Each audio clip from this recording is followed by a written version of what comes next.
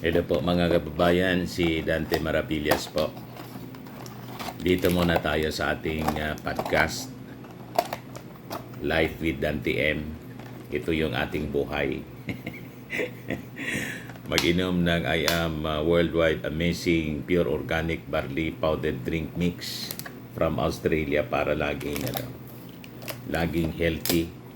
Pag-usapan natin yung magandang result ng pagbisita ng ating Pangulong Bongbong sa Amerika. All praises po siya, no? All praises si President Trump. Napakaganda ng naging result ng pag-uusap ng ating Pangulo with President Trump ng Amerika. Yan, timpla muna tayo nito.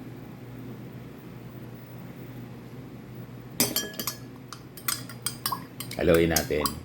Pwede ka rin yung magnegosyo nito mga kababayan. Mag-contact lang kayo sa amin, sa aking messenger po, Dante Maravillas Vlog or Dante Maravillas Facebook account. Kung hindi, sa Facebook account ng aking anak na architect entrepreneur. Ito yung negosyo niya. Riz Maravillas po. Yan na siya. Yan o.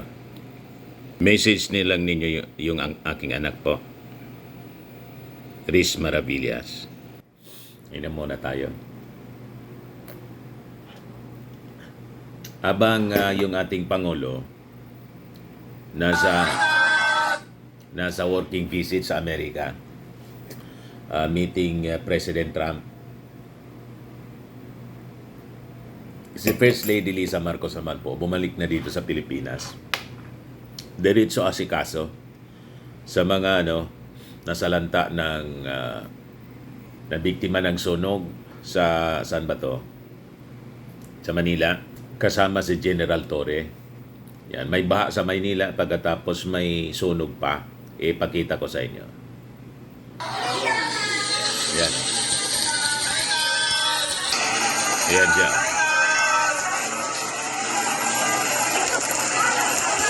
Grabe. Kahit maulan mga kababayan, kahit napakaulan, nasa distribution siya. Kasama si General Torre. Yung mga nasunugan.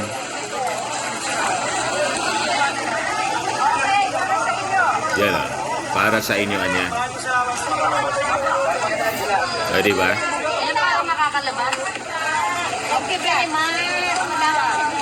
Grabe, walang pahinga. Galing pa lang siya sa Saudi.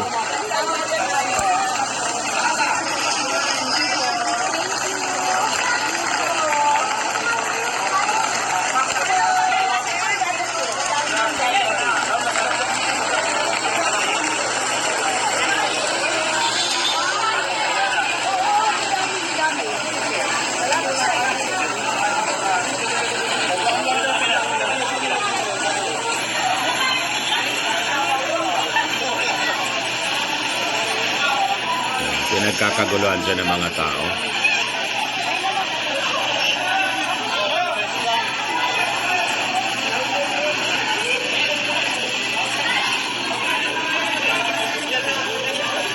Yan o, ang daming dala.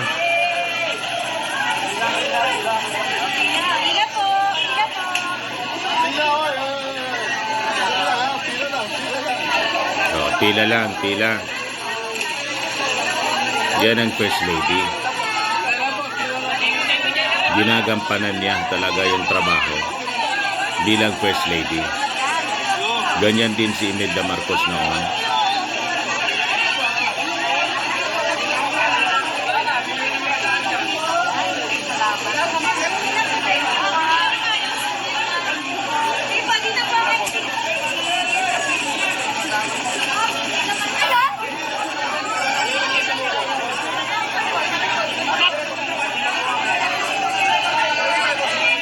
Sa Barangay Sampaloc pala siya.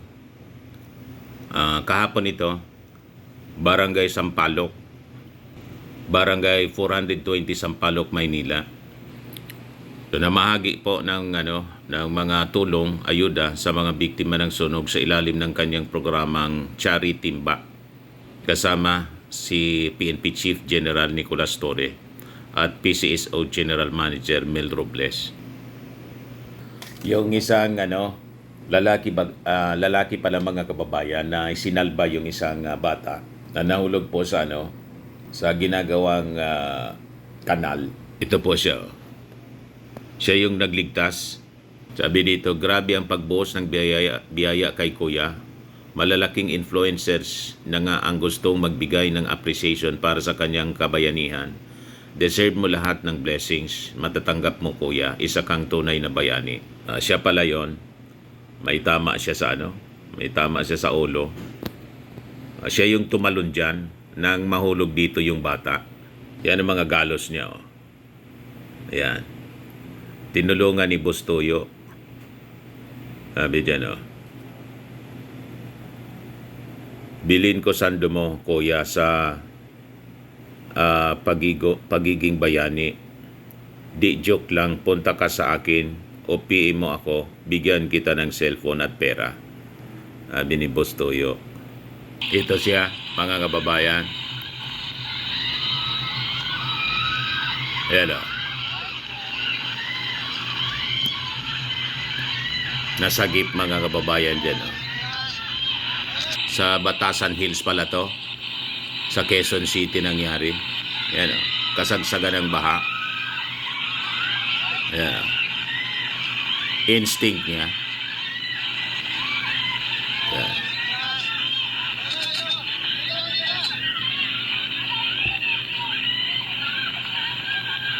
Butit na sagip yung bata, mga kababayan. Yan. Nailigtas niya yung bata. Ayan.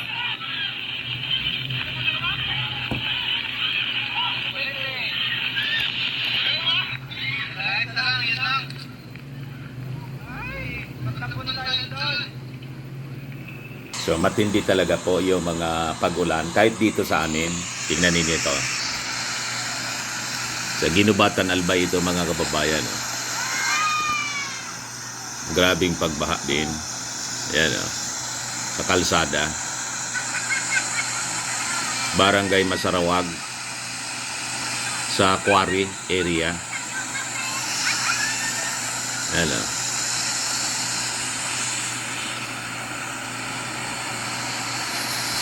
Grabe, napakadelikado.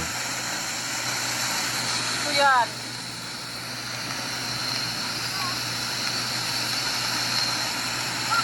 Barangay Masarawag, Ginubatan Albay po. Sa may paanan ng Bulkang Mayon ito. Malapit sa paanan ng Bulkang Mayon. Kaya na tubig na yan. Ay, madumog ka nun. Galing siya sa Mayon Volcano. Yan. Yung ragasa ng tubig na yan. Galing sa Mayon Volcano siya. Grabe.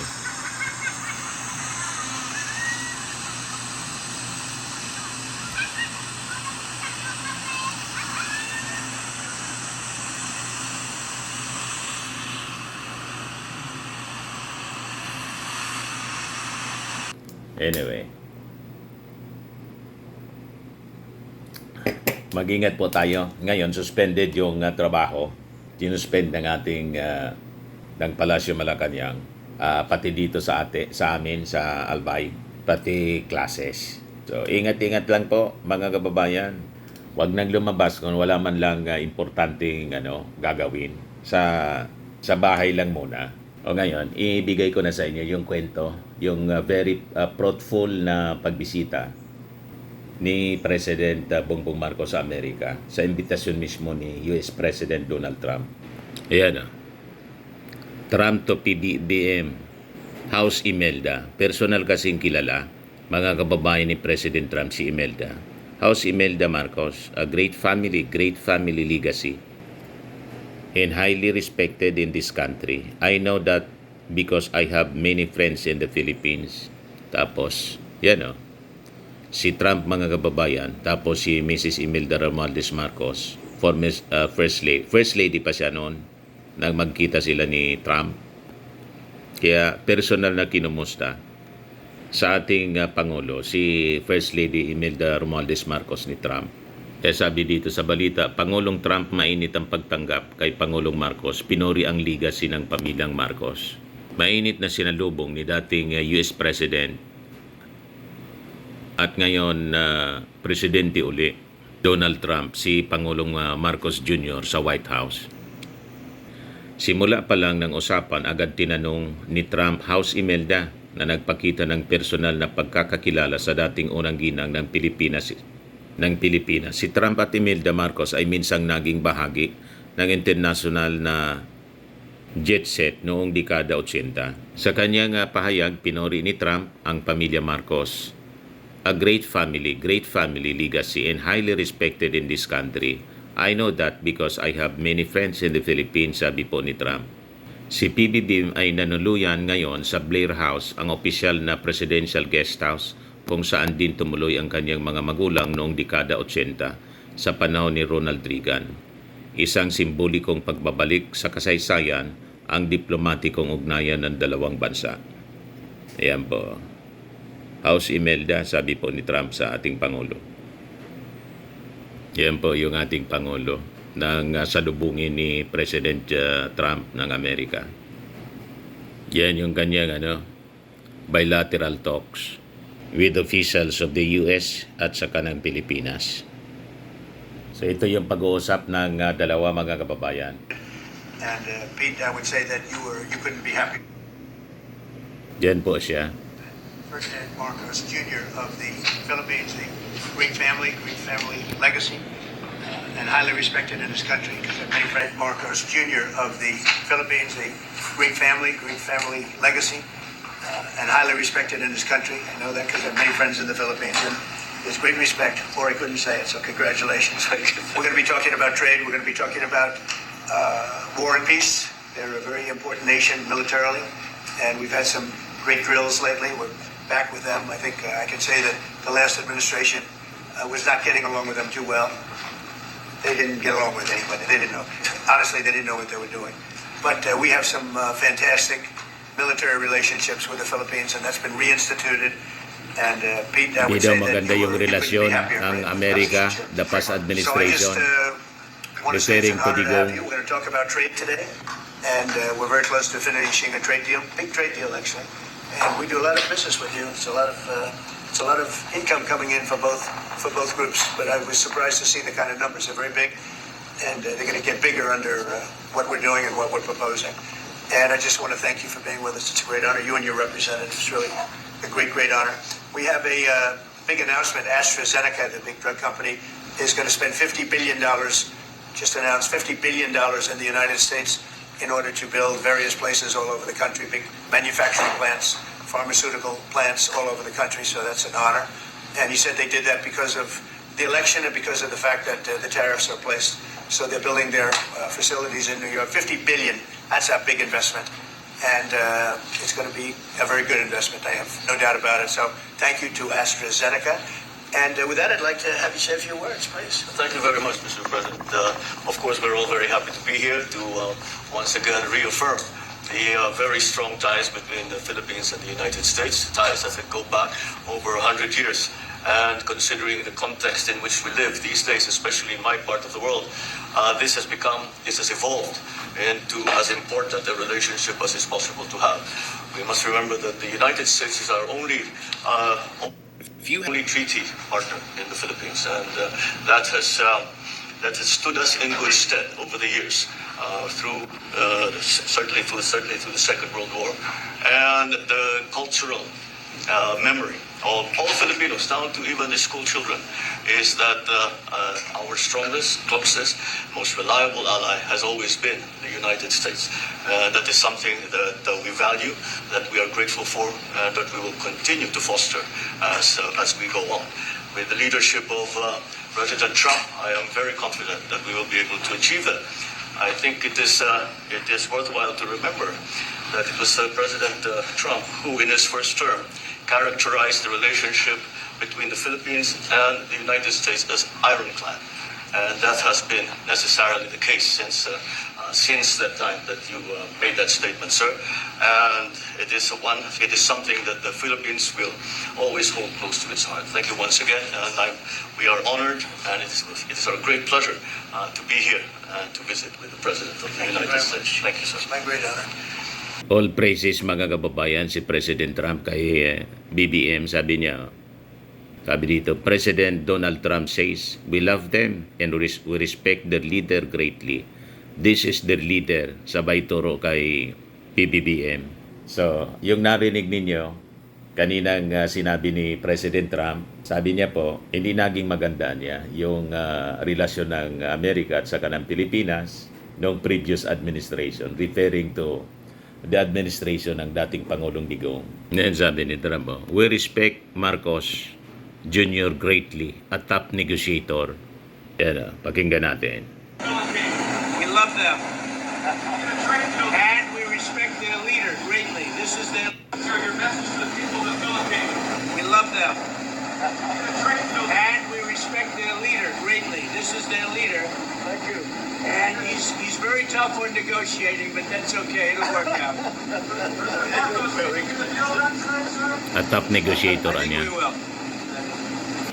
So bumalik na yung respeto sa atin ng Amerika. Kasi po, maayos yung ating presidente. Hindi bastos yung kanyang hindi bastos yung kanyang bibig. So wag nating hayaan na bumalik yung dati, the previous administration mga kababayan, na nawalan ng respeto yung mga leaders ng mundo sa ating bansa. Dahil po sa bastos na leader na umupo po na kahit yung Santo Papa po minumura. Yung leader ng Amerika, si dating Pangulong Barack Obama, pinagmumura mga kababayan. So wag nating hayaan na makabalik ang ating bansa sa ganong sitwasyon po. Magkaroon tayo ng leader na salaula po. Kaya iya sa buong mundo. Sabi dito sa balita ng Manila Bulletin, Trump says big trade deal with Philippines nearing completion. Alliance of two countries restored. In an interview with the media at the White House, Trump highlighted the robust economic activity already existing between the two nations and added that both countries will benefit more under the proposed trade agreement. We're very close to finishing a trade deal, big trade deal actually, sabi po niya. We do a lot of business with you. It's a lot of income coming in for both groups. But I was surprised to see the kind of numbers. They are very big and they are gonna get bigger under what we're doing in what we are proposing, sabi po niya. President Marcos' trip to Washington, D.C. came after the U.S. hiked the tariff imposed on Philippine exports from 17% to 20%.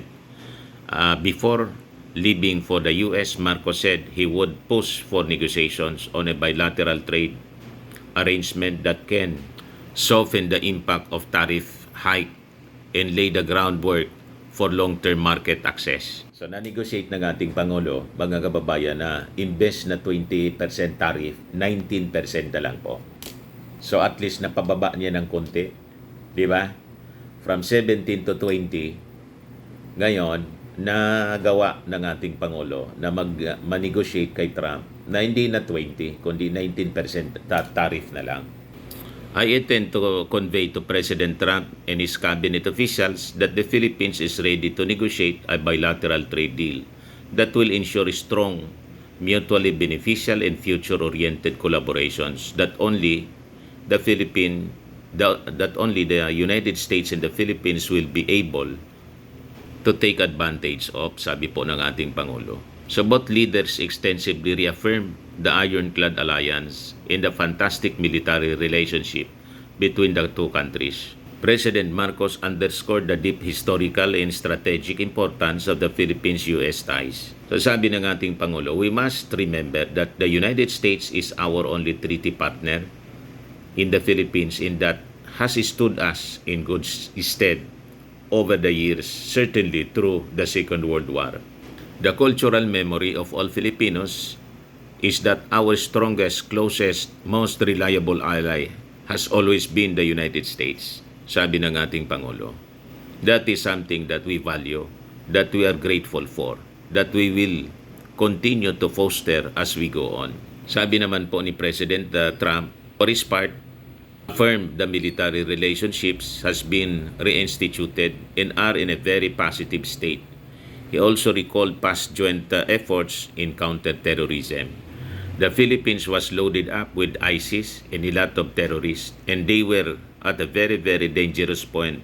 And during my administration, we went in and we wiped them out, working with the Philippines, but we wiped them out. If we did not, sabi po ni Trump, I don't know what would have happened. According to Trump, the relationship between the Philippines and the United States had been restored as he took a job at Marcos' predecessor. Sabi ni Trump, na klaradong patama po kay Digong, they did not get along with anybody. They did not know, honestly, they did not know what they are doing. Honestly daw, hindi alam ni Digong kung anong ginagawa niya. Pinahamak yung ating bansa.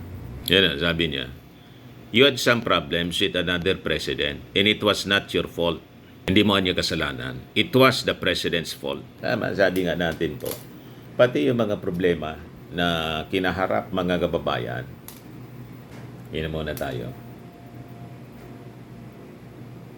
Yung mga problema ng mag-ama, lahat nila yon kagagawan. Sila yung may gawa ng sarili niyang problemang kinakaharap ngayon. Si Digong sa ICC, si Sara yung impeachment niya. Lahat yon na trouble na nangyari sa kanilang buhay, kagagawan niya. Kagagawan nila. Masyado kasing maangas, masyadong mayabang. Yan. Trump also noted the previous administration's relationship with China. The country was maybe tilting toward China, but we untilted it very, very quickly. He good, sabi po niya. Referring to the President Bongbong Marcos, na nireverse niya yung direksyon ng tilt ng ating bansa. Na dati towards China, ibinalik niya sa dati. Sabi ni Trump, you're the country that was tilting toward China for a period of time and I just don't think that would have been good for you. Kung hindi na naagapan po, mga kababayan, nilamon na tayo ng China. Gusto na tayong gawing province, mga kababayan, mismo yung dating Pangulong Digong. Gawin na ninyo, pwede na ninyo kaming gawing province. Sabay tawanan, mga kababayan, kasamang tumawa yung ambassador. Ay yung statement na yon, mga kababayan, iyon ang nagbigay ng lakas ng loob sa mga Chinese officials na ibuli tayong ibuli para sumurrender sa kanila. Anyway, yung leader, willing na maging province natin. So that is a wrong signal, mga kababayan. A very dangerous statement na ginawang pabiro ni, pabiro lang, pero gustong tutuhanin, mga kababayan ng China. Pero sabi po ni Trump, despite this, President Trump said he does not mind if the Philippines continues to deal with China. I don't mind if the President dealt with China, if that's mean, because I think he has to do what's right for his country. Hindi man po nagsisilos yung Amerika na makipag-deal tayo sa China. Kasi kailangan, hindi man natin mababago na ang China po, neighbor natin. We have to deal with our neighbors. Sabi naman ng ating Pangulo, there was no inherent need to balance Manila's relationship with Washington and Beijing. There's no need, in a sense, to balance our relationship simply because our foreign policy is an independent one, paliwanag ng ating Pangulo. He clarified that the Philippines' primary concern remains the defense of its territory and the exercise of its sovereign rights, something that the Philippines should not do on its own. We need to do this with our partner, sabi ng ating Pangulo. And again, our strongest partner always been the United States.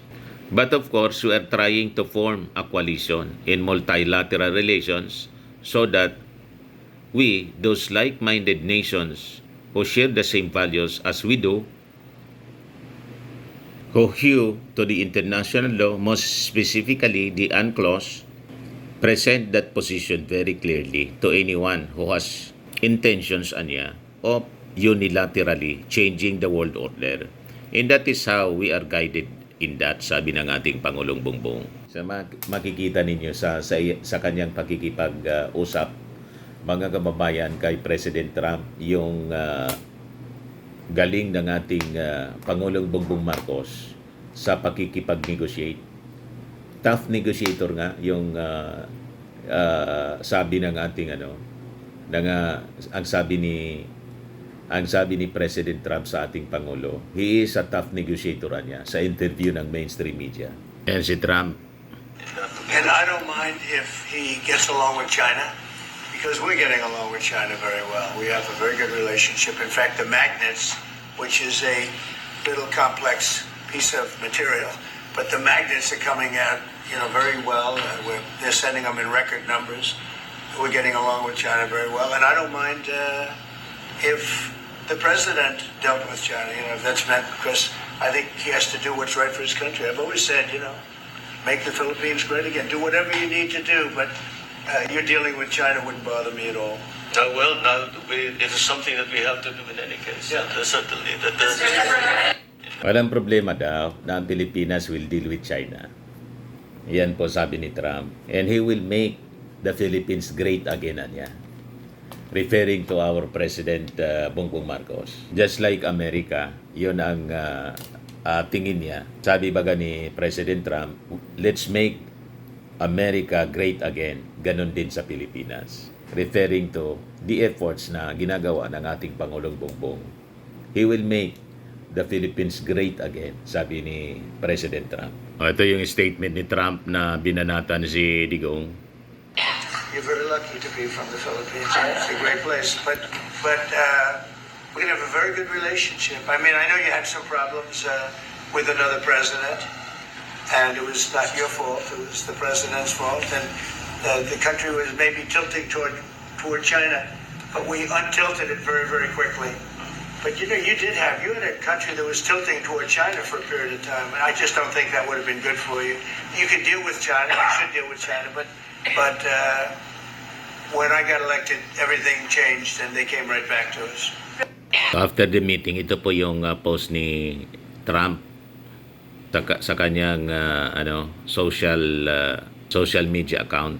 Sabi niya, President Ferdinand Marcos of the Philippines is just leaving the White House with all of his many representatives. It was a beautiful visit, and we concluded our trade deal, whereby the Philippines is going open market with the United States and zero tariffs. The Philippines will pay a 19% tariff. In addition, we will work together militarily. It was a great honor to be with the President. He is highly respected in this country, as he should be. He is also a very good and tough negotiator. We extend our warmest regards to the wonderful people of the Philippines. Ngayon, siyempre, yung mga critics sasabihin, bakit anya yung American product, zero tariff dito? Pagkatapos tayo, may 19%, 20 nga yan dati, 17 yan dati, tapos ginawa niyang 20. And it's not only in the Philippines, all around the world. Yan ang deal ni Trump. Maintindihan naman natin po, ang Amerika po, number 1 economy sa mundo, negosyante si President Trump. So, ganun siya makipag-deal. So, dati na may 17% tariff tayo. Ginawa niyang 20. Na-negotiate ng ating Pangulong 19. Okay na yun. Diba? Dati man may tariff sila po sa atin, 17%. Ang importante na reduce, hindi na maximize yung 20%. Di po ba? Ganyan sa negosasyon po. Butit pinagbibigyan tayo. And yung yung Amerika, lahat mga ka-trade deal nila, ganun, uniform, yung tariff imposition nila, 20%. Pero tayo, with our trade negotiation with President Bongbong Marcos na maganda yung relasyon sa Amerika, nagawa niyang i-reduce ng 1%. At least na-reduce niya. Di ba? Sigurado na naman po, bibirahin yung ating Pangulong Bongbong Marcos. Kasi hindi niya balanse. Hindi man tayo pwedeng bumalanse po, pumantay sa Amerika kasi ang Amerika po, number 1 economy. Di ba? Maintindihan natin yung ating status. Kaya tama itong analysis po ng isang Marcos supporter, si Yayam Dizon, kaibigan natin. Sabi niya rito, Yayam Dizon, para sa mga nagmamarunong, hindi logi ang Pilipinas. Matapang at matalino ang diskarte ni Pangulong Bongbong Marcos. Let's break it down. Number 1, walang bansa ang exempt sa bagong patakaran ng US. Under President Trump, the US imposed tariffs on everybody, even close allies like the EU, Japan, and Canada. Philippines is not being singled out. Gusto ng US ng 19 to 20% sa lahat. Kung ipagpipilitan pa natin ang equal tariff, the US will simply walk away. In worse, they'll slap the full 20% tariff on our exports without any deal at all. Tama po. Kasi number 1 economy sila. Ganun ang ugali ng number 1. Di ba? Huwag mong ipantay yung sarili mo sa hindi mo kapantay. Powerful militarily. Kahit man siguro tayo, kung tayo nasa kalagayan ng Amerika, ganun din ang gagawin natin. Tulad ng mga policy ni Trump. Kasi ano naman ang mawawala sa kanila? Number 1 economy sila. Ayaw ninyo makipag-deal sa amin, di wag. May kakayahan kami na gawin yung gusto namin. Ayaw ninyo makipag-alyado sa amin, di wag. Kaya namin to defend our country. We're number 1 in military power. So tayo yung may pangangailangan bilang isang bansang maliit at hindi kasing powerful nila. Ganon dapat tayo mag-isip. So marunong tayo mag-recognize ng reality sa buhay. Hindi yung masyadong ma-pride. Sabi sa Bible, pride comes before destruction, and a haughty spirit before the fall. Tingnan ninyo yung mga ma-pride at mayayabang. Ano na nangyari? Tingnan ninyo nangyari sa Iran na masyadong mayabang. O di ba?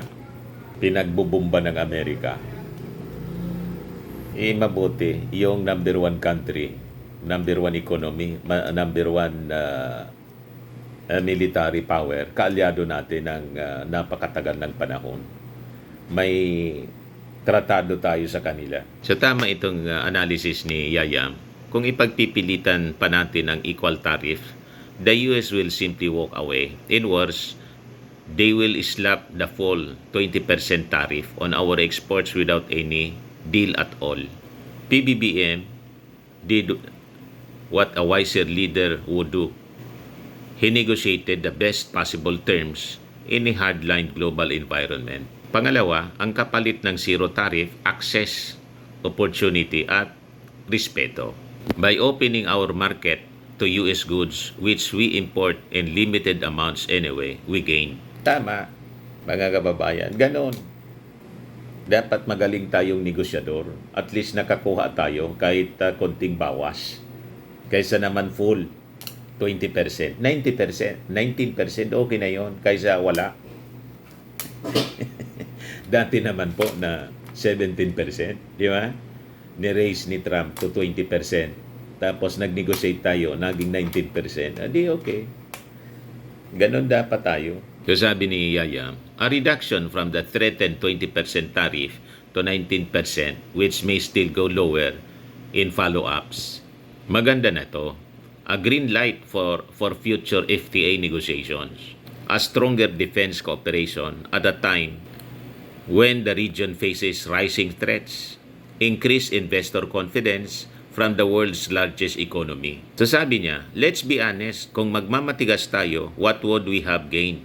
Pride, while we lose access, aid, and opportunities? Tama. That's not patriotism. That's short-sightedness.